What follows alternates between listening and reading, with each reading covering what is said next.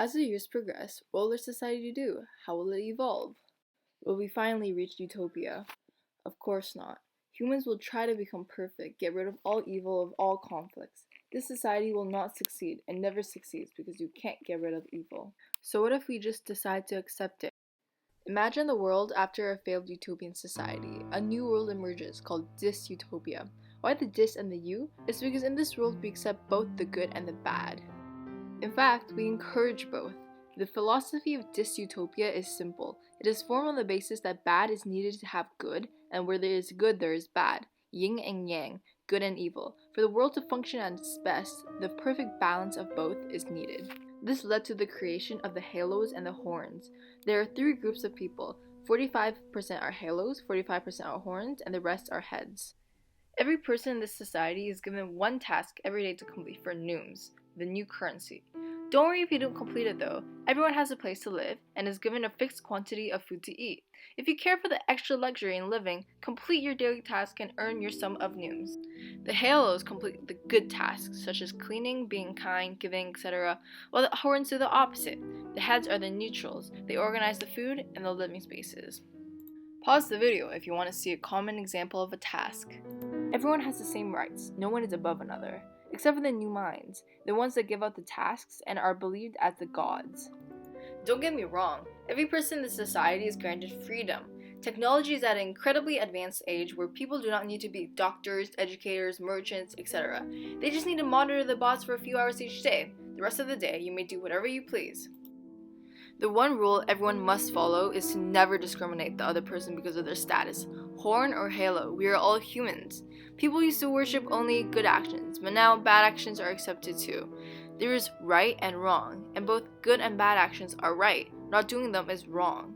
Do not discriminate for that, or else the balance of dystopia will collapse, and so will you. These are the rules of dystopia, which will be narrated in the beginning of the movie, while scenes and panels of the new world will be shown to give context. The way you are chosen as halo or horn is simple. Every year, the children who will or have grown into adults are weighed to see if they are a halo or a horn. Very rarely do we get a head. The new minds have watched you since you were born and will see where you truly belong. Once chosen, you are what you are for life. Your status cannot be changed. You will then train at a compound with other fellow mates for a year to become a true halo or horn. Our protagonist, Anglo, is from a family of halos. He grew up privileged in an extremely wealthy family, feeling like nothing can stop him. However, everything changed when he turned 18. Anglo, being born into a family where the unspoken expectation was to become a halo, he is weighed as a horn. The audience should feel a mixed sense of satisfaction and anxiousness towards Anglo in the beginning. They should feel a serves you right attitude towards him after being weighed, as do most people feel when wealthy people are brought down. As the story continues, the audience should feel pity and anxiousness upon meeting his family, as the rejection and tension are palpable. On the other hand, Devon is a character who grew up in poverty around a family of horns, where she became a halo. She is the smart, wise one who knows a lot about the world, unlike Anglo. The exposition. The exposition of the film will introduce the childhoods in quick scenes with the split screen, perfect to show the contrast between the two characters. After that scene, the movie will follow Anglo after his year of training and his life following it. His point of view is like that of the audience, who has not had enough exposure to the real world, as Anglo has been sheltered by his family since birth. Anglo returns home from his training and does not get the welcome back that he expected. Instead, he feels the fear from his family. He is frustrated, so he leaves home to live with his buddies from training, Damien and Fidel. The new area he lives in is one of the enclaves of horns called Helium, as he wants to immerse himself into the horn community after feeling rejected by his halo family. He has this urge to find the good in being a horn and prove it to his family. It is at Helium he meets Devon, his apartment neighbor. He is shocked to find out that she is a halo, as Helium is full of horns. Devon explains that she has been moved by the heads in their new project they are working on to mix more halos in horn-dense areas, and vice versa.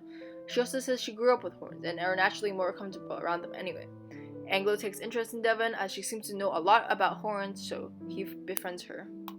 Anglo continues to live his life, completing every task given to him. At first, he found it refreshing, doing tasks he's never seen done before. It was peaceful too, as he only had 2 to 3 hours of work every day at a medical station, and the rest of the day he could do whatever he pleased. He thought that he discovered what real freedom was. However, he began to feel his tasks to become gradually more difficult. He cannot help but feel frustrated and angry when doing his tasks, even though he knows that his tasks are right and not wrong. The tasks, although short, began to dominate most of his life as he constantly thought about them. He begins to witness more and more horns moving out of helium, and it is not until his housemate, Damien, moves out he sees the beginning of the end. Rising action. Dystopia is becoming increasingly unbalanced, or as we would say, chaotic. There are more robberies and even murders, which are just a task given to the horns. Anglo's housemate Fidel becomes paranoid. He barely sleeps as he fears that Anglo will receive a task to kill him, and oh, has the tables turned. Fidel gets a task to kill Anglo and almost does it until Anglo flees and hides out in Devon's house. There will be a chase scene with Fidel aiming a knife at Anglo, and Anglo, being the coward that he is, he runs around the apartment complex in a full circle, making it back to his room again, where Devon appears and stabs Fidel. This chase scene is symbolic in showing how Fidel went in a full circle just to get himself stabbed, which is a reflection of Dystopia's philosophy. What goes around comes around, and this is how the world is balanced. Anglo is absolutely petrified, as Devon invites him to stay in her house, as she realizes that he is just a naive newborn bird who does not know how to function in this world. Devon and Anglo become very close, almost like family. The riots began, where hundreds of horns were attacking and destroying the buildings of Halos. People were unsure whether or not the riots are tasks for New Mind, so they just let it happen with much rebellion. Suddenly, Anglo gets a task he feared he would get: kill Devon for 100,000 Nooms. He obviously could not bring himself to do it, but he was disgusted by the fact that the New Minds had put a price, as they had managed to quantify Devon's worth. The climax. The citizens of Dystopia wanted an answer for the riots and the imbalance that was going on, and the New Minds answered. They blamed the city for being too old, and it was time for the relocation, where everyone was to be transported into a new area. Anglo receives a call from his parents to join them as the first batch in the relocation. He visits them and finds out that all the wealthy are packing and are being transported in the first few batches. He also observes that all the wealthy are Halos and not a single horn in sight. His parents tell him that they can switch his role for him after the relocation, where Anglo becomes confused. This is where the climax peaks, at which his parents bring him to their workplace in a secret room to show him the truth of Dystopia. The New Mind is a computer program AI. The program was created after the failed utopia, and his parents have responsibility over it. They will reset the program after the relocation and fix the bug that has caused Anglo to become a horn. Falling action. Anglo, being completely appalled and furious, he goes back home. On the way, he sees an enclave of shacks and people living in poverty. He is not that disturbed until he sees Damien in the crowd.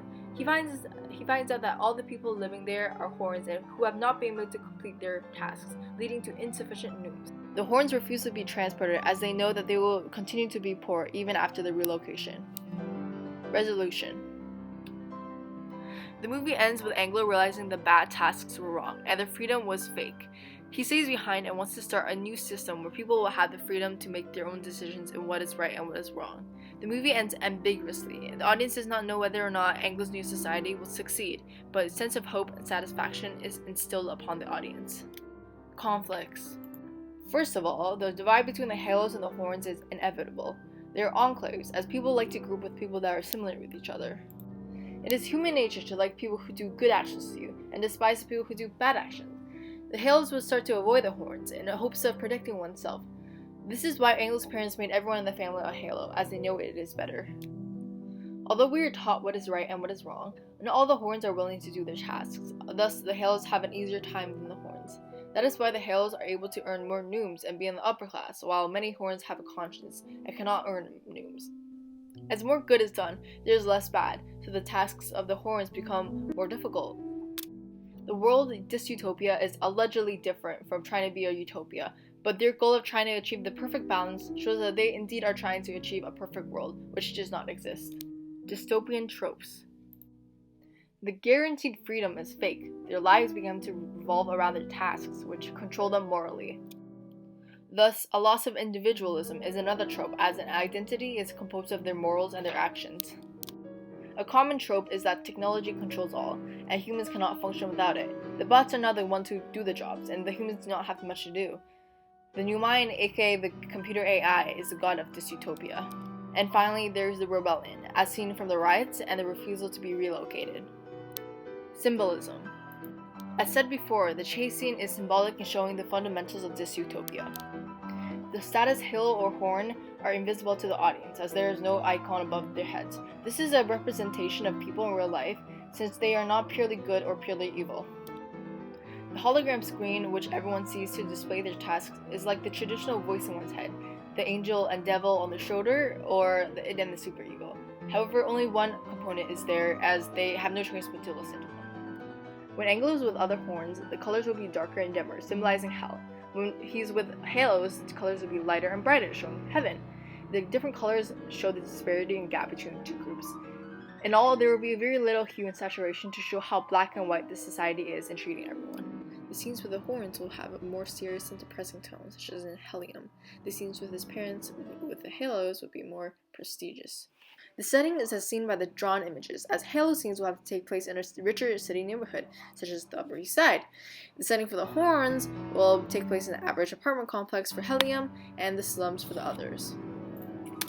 And that marks the end of the presentation. Thanks for listening. If you couldn't figure out what the title meant, the title hybrid is what Angelo feels he is, as he is torn between being a halo and a horn, which is not something someone should ever decide. The point of this movie is to showcase how humans are not as black and white, straightforward, as society makes it. Although we may never find the perfect world, we can use these failures to uncover more about ourselves and our human nature.